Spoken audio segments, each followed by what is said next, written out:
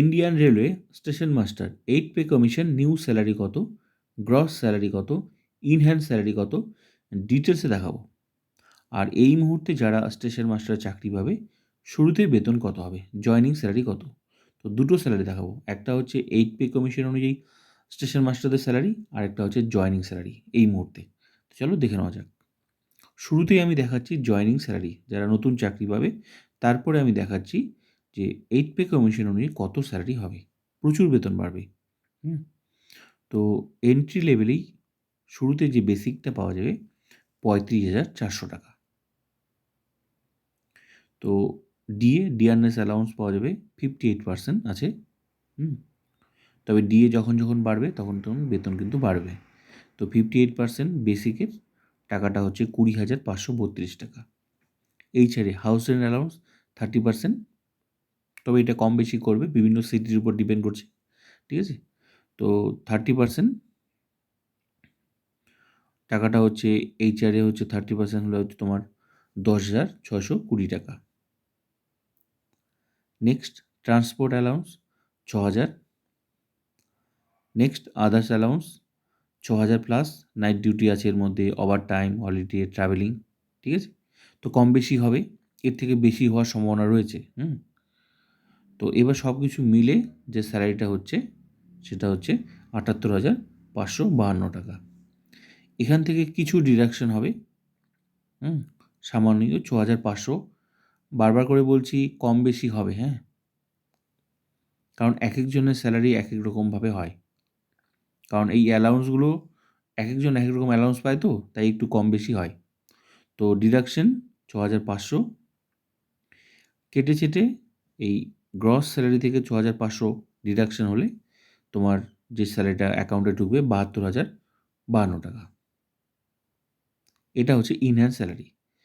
তো যারা নতুন চাকরি পাবে, ঠিক আছে, এই 72,052 টাকা পাবে, এর থেকে বেশি হওয়ার সম্ভাবনা রয়েছে, ঠিক আছে।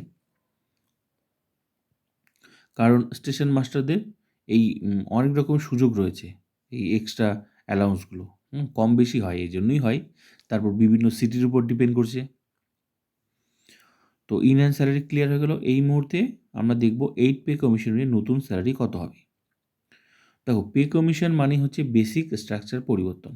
তো যার যেটা বেসিক আছে সেটাকে সেটা নতুন রূপে আসবে। সেটা কিভাবে আসবে, মানে যার যেটা বেসিক সেটা কিন্তু গুণ করা হবে। যেমন এই মুহূর্তে যারা নতুন চাকরি পাবে, বেসিক শুরুতেই বেসিক কত, 35,400। যখন 8 পে কমিশন মানে আসবে, তো 8 পে কমিশন স্যালারিটা হবে তোমার এই মুহূর্তে যে বেসিকটা আছে, মানে যার যেটাই বেসিক আছে না কেন সেটাকে গুণ করা হবে। কত গুণ করা হবে, সম্ভাবনা রয়েছে বেশি 2.57। তো এই নতুন অবস্থায় যখন যারা চাকরিতে জয়েন করবে তারা যদি 8 পে কমিশনের স্যালারি তাদের কত হবে দেখে নাও। 35,400 এটার সাথে গুণ করা হবে নতুন যে বেসিক হবে, মানে 8 পে কমিশনে 2.57 গুণ করলে বেসিক হচ্ছে তোমার 90,978 টাকা, শুধু বেসিক।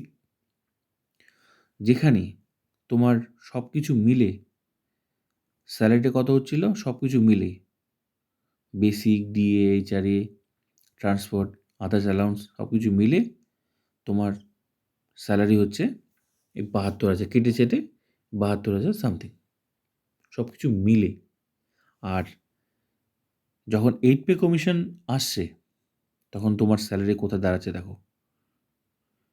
বেসিকটা, শুধু বেসিকটা হচ্ছে 90,000, মানে তোমার যা স্যালারি তার থেকে বেশি হয়ে যাচ্ছে শুধু বেসিকটা। তো যখন যখন পে কমিশনটা আসবে 8 পে কমিশনে, সম্ভাবনা রয়েছে 2.57 গুণ করা।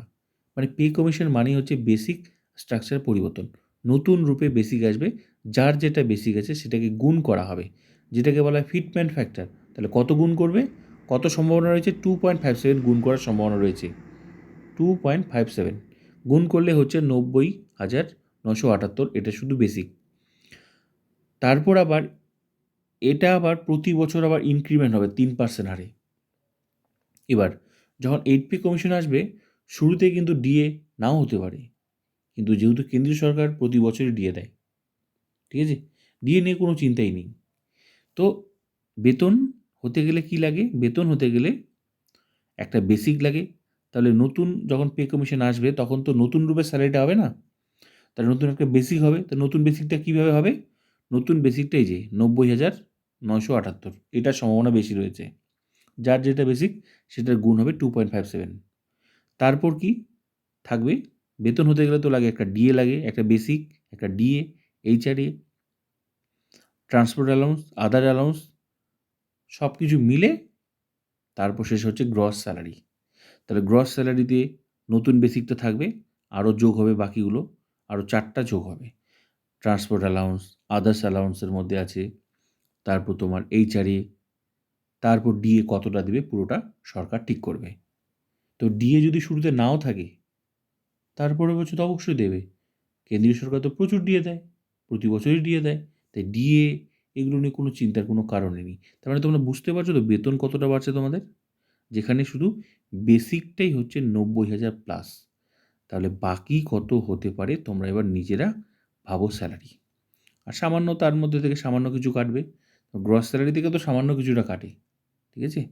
তাহলে ১,০০,০০০-এর উপরেই কিন্তু তোমাদের স্যালারি হয়ে যাচ্ছে। তো এই হলো। আর একটা কথা মনে রাখবে যে এই যে পে কমিশনে তোমাদের তো স্যালারিটা নতুন রূপে হবে। বেসিকটা কিন্তু গুণই হবে। আর যার যেটাই বেসিক আছে সেটাকে কিন্তু গুণ করা হবে। গুণ করে একটা নতুন বেসিক। কত গুণ? 2.57 গুণ। তারপর সেটা আবার নতুন যখন বেসিক হবে সেটা আবার প্রতি বছর বাড়বে, ইনক্রিমেন্ট হবে। কিন্তু ডিএ, এইচআরএ এই যে বাকি যে এগুলো আছে এগুলো কিন্তু মানে এগুলোর মানে বেসিকটা যেভাবে বাড়বে একটা নির্দিষ্ট রুলসে, এগুলো কিন্তু সেরকম রুলসে বাড়বে না। এগুলো সরকার ইচ্ছামতো বাড়াবে। কখনো 2% দিতে পারে, কখনো 3% দিতে পারে, কখনো 4% দিতে পারে, কখনো 5% দিতে পারে। কিন্তু এইটাকে মানে ইচ্ছামতো করতে পারবে না। এই বেসিকটাকে ইচ্ছামতো সরকার করতে পারবে না যে এবার বেসিক বাড়ালাম 3%, তারপর এবার 5%, তারপর এবার 2% এরকম না।